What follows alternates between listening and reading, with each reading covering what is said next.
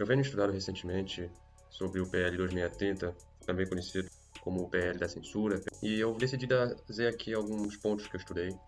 O assunto ele já foi muito debatido na internet, você pode pesquisar sobre influenciadores, sobre Big Techs em suas cartas, a exemplo do Google. Se você, por exemplo, colocar agora no Google, ele vai ter um link ali embaixo sobre o que o próprio Google, a própria plataforma acha do PL 2030 e a sua tramitação. Você vai encontrar políticos de esquerda e direita, você vai encontrar influenciadores de esquerda e de direita, você vai encontrar a imprensa, certo? Até mesmo o Jornal Nacional falando, mentindo, inclusive, como você vai ver nesse vídeo, confundindo, é, confundindo o Twitter, Instagram com Discord, enfim, ou seja, nem estudado a respeito do assunto, mas vocês já vão ver, né? E o meu objetivo aqui não é ser extenso sobre o assunto, até porque esse PL vai ser votado amanhã, 2 de maio, desculpa, de 2023. E esse vídeo está sendo feito dia 1 de maio, claro, se amanhã é 2 de maio, né? Então, a minha pretensão é apenas demonstrar um apoio à causa da liberdade, contra a censura, contra o controle que o governo, mais especificamente o PT, quer ter sobre sua voz, sobre críticos ao seu governo, até mesmo críticas legítimas. E botar alguns pontos aqui, né, para você saber, caso você não saiba, caso você não tenha ciência do que está acontecendo. Bom, o que é o PL 2630, né, também conhecido como PL das Fake News? Ele é um PL criado pelo senador Alessandro Vieira, do Partido Cidadania, é um partido base do governo, ou seja, ele apoia o Lula, e ele é relatado pelo Orlando Silva, que é um deputado federal do PCdoB, Partido Comunista do Brasil, é base do PT, apoia o Lula, né? E ele tem esse PL tem uma série de pontos, você pode pesquisar e tal, mas o principal deles, sem dúvida, é a responsabilização das plataformas pelos crimes, pelos fake news que os usuários, né, da plataforma praticarem. Em outras palavras, se um usuário criar uma mentira, não necessariamente sobre política, mas sobre qualquer outro assunto, não só esse usuário, mas a plataforma serão processados. A plataforma que não tem, tem responsabilidade e muito pelo que passa, né, mas em sua rede, mas ela não consegue, é praticamente impossível fiscalizar o que milhões de pessoas retweetam, escrevem, postam em formato de texto, em formato de vídeo. Para você ter uma noção, se você pesquisar número de usuários do Twitter Brasil, você vai ver que o Brasil possui 17,25 milhões de usuários. Você, sendo presidente, um dirigente de um... E assim, o Twitter é a menor rede, tá? Uma das menores. Instagram, YouTube e Facebook são muito maiores. Como você, dirigente de uma rede social com 17 milhões de usuários, faria para fiscalizar o que cada usuário posta? E, assim, avaliando o contexto e tudo. Como você faria? Você simplesmente não faria. Isso é impossível você fazer. Você teria que criar um exército de funcionários, beleza? Mas aí você pode questionar, mas isso já existe, né? Não, o que existe, na verdade, são algoritmos de inteligência artificial que fazem uma análise assim, muito, muito bruta, que inclusive ainda passa por validação humana, tá? Para ver se a postagem e tal está de acordo com as diretrizes, com a política interna da plataforma. E mesmo assim ainda passa muita coisa em branco e muita injustiça acontece, sabe? Eu que sigo muitos influenciadores de política, sei assim quantos vídeos já foram tirados do ar e tal, por coisas que nem sequer, inclusive, estavam relacionados ao tema do vídeo, né? Então, é uma coisa feita propositalmente, certo? Pelo relator, pelo Alessandro Vieira, pelos deputados de esquerda, pelo próprio PT, com o objetivo de acabar com qualquer tipo de discussão política nas redes. Porque a partir do momento em que um YouTube perceber que um tema de política é extremamente sensível ao ponto de ela poder receber até mesmo digamos assim, milhares de processos por dia, e essa situação piora muito se a gente adicionar o outro ponto que o PL traz. Nós temos aqui a responsabilização das plataformas, que já é uma coisa absurda, impossível de ser praticada. Você teria que fazer um exército de funcionários para funcionar isso, certo? claramente com o objetivo de destruir qualquer pauta referente à política, de crítica ao governo, mas isso por si só não foi o ponto, na minha opinião, né, o ápice do PL. O ápice é o que vem agora, né, que é a criação de um órgão governamental pelo governo. Lembrando que o governo atual é o PT, então quem vai criar esse órgão é o PT, é o Lula, para definir literalmente o que é fake news, o que não é, o que é verdade, o que é mentira. Então, vai ser um governo, vai ser um órgão que vai regulamentar os fatos, que vai dizer para você o que é verdade e o que não é. E se você né, contrariar esse órgão, você está criando uma fake news, você vai ser processado e a plataforma que você postou isso também será. A própria carta da Google, a própria carta do Google, né, diz isso. Dá amplos poderes a um órgão governamental para decidir o que brasileiros podem ver na internet. Não é só o Google que diz isso, se você for na grande imprensa, UOL, Estadão, os próprios políticos também que são a favor do PL, eles dizem e eles afirmam isso. Vai se criar um órgão do governo que vai decidir o que é mentira, o que é verdade. E você somando esses dois fatores, você percebe que o governo vai ter controle total sobre a rede social. Porque aqueles que criarem o que esse órgão definiu como fake news, eles vão ser sumariamente excluídos. E aqueles que criarem, que postarem o que esse órgão definiu que é verdade, eles vão ter acesso livre.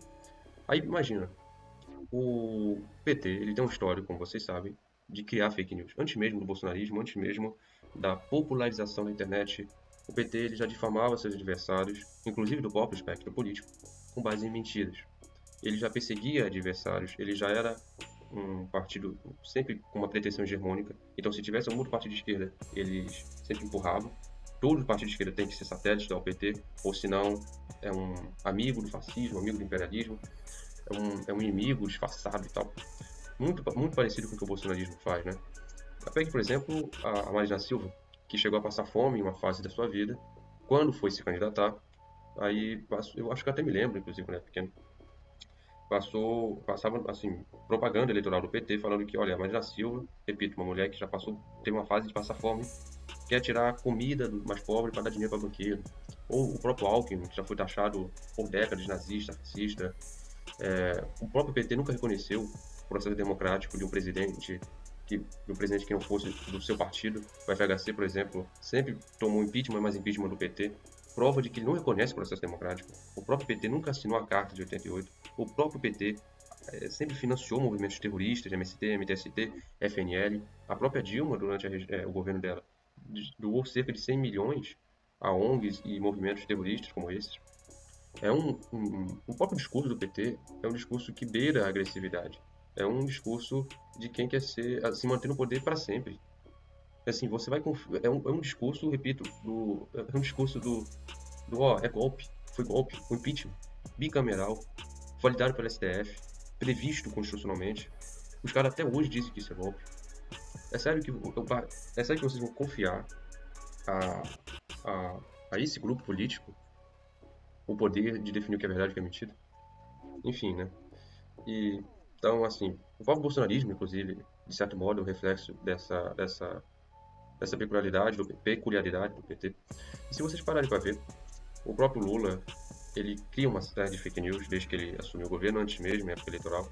Um exemplo é que ele igualou Zelensky ao Putin, dizendo que a Ucrânia tem a mesma culpa da Rússia em relação à guerra. Ele diz bem assim no Twitter dele, o próprio Lula, né?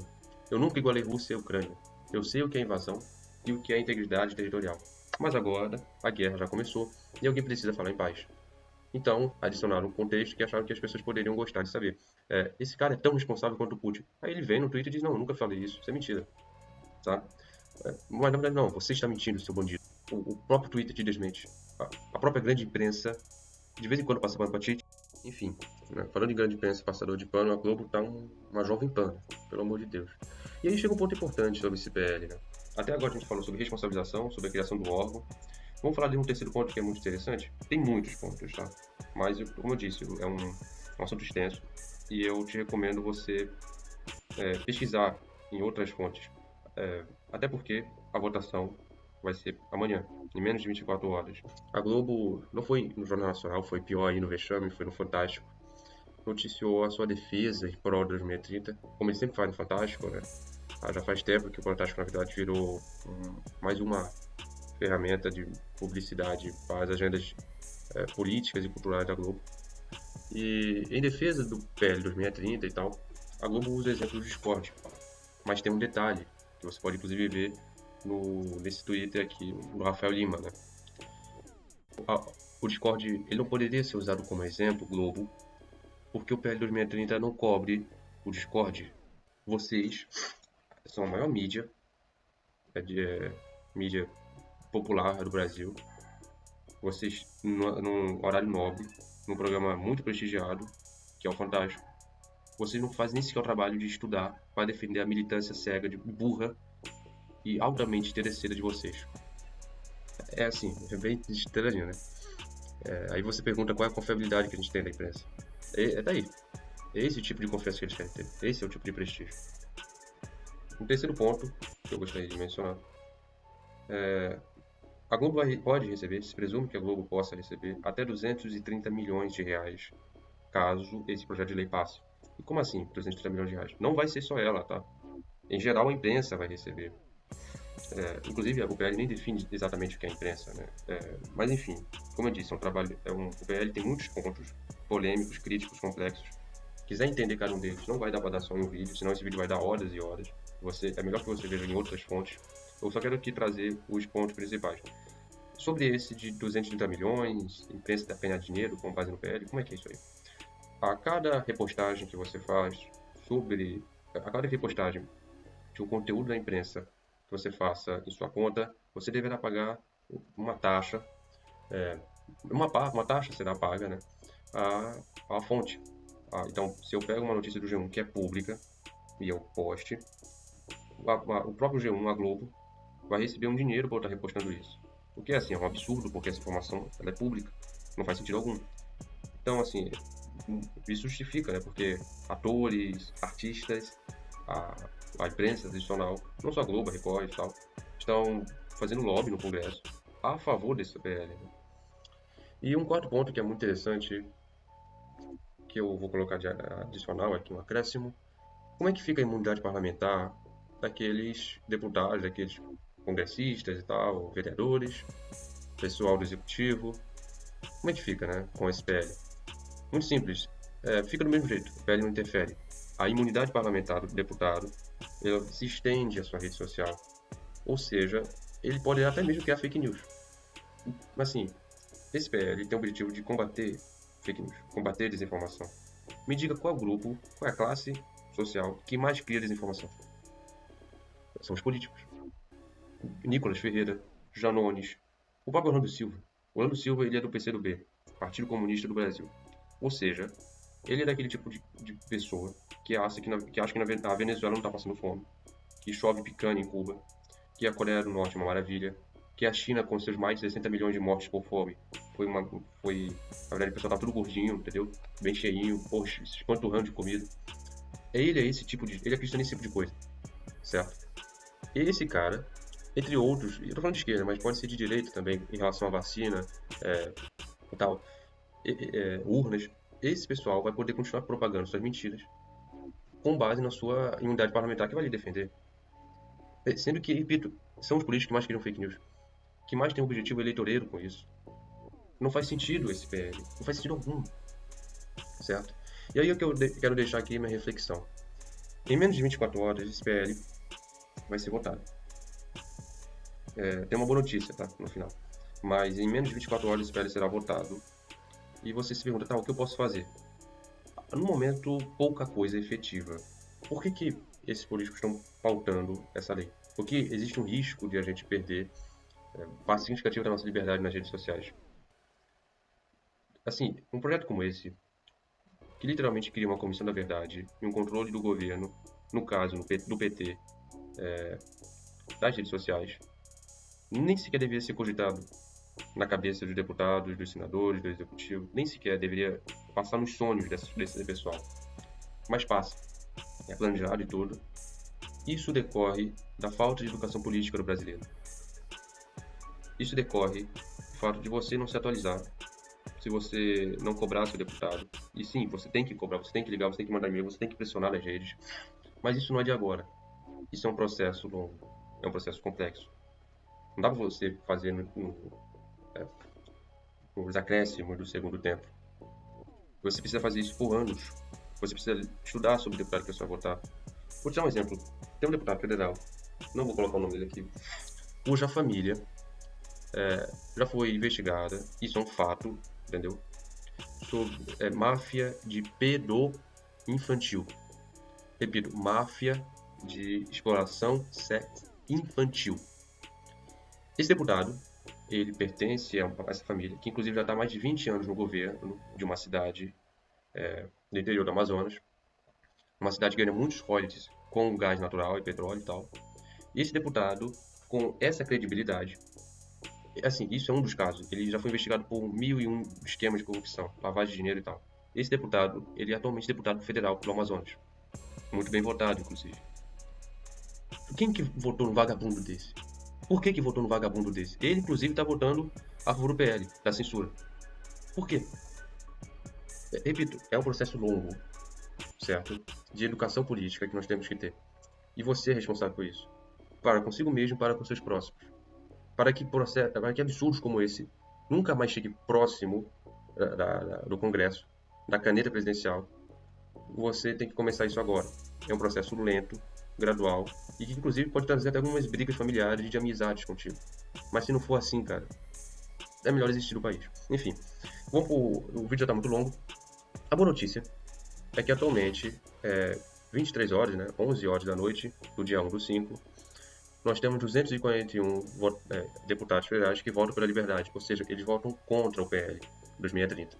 E 216 que votam a favor da censura, base do governo, né, que votam a favor do PL. Ou seja, a gente está ganhando. Ainda faltam 56 parlamentares. 56 parlamentares.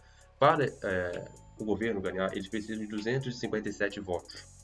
Só que se continuar a gente na frente, a gente vai ganhar amanhã, né? Mesmo assim, ainda existe esse risco. Lembrando que isso foi virado, tá? Eles estavam na vantagem, venceram na urgência, e aí agora a gente ultrapassou. E, bom, enfim, é sobre isso que eu tinha a falar sobre o assunto. Se você quiser saber mais, veja o canal do MBL, Arthur Duval, Kim Kataguiri, Nando Moura, Marcelo Brigadeiro, tem muitos a respeito do assunto. Veja na própria imprensa, beleza? A carta do Google. E, bom, é isso aí que eu tenho a dizer para vocês. E, cara, toda a sorte do mundo para nós. Eu tô gravando esse vídeo, eu não sei qual vai ser o resultado da votação. Enfim, é isso aí. Até mais. Até a próxima.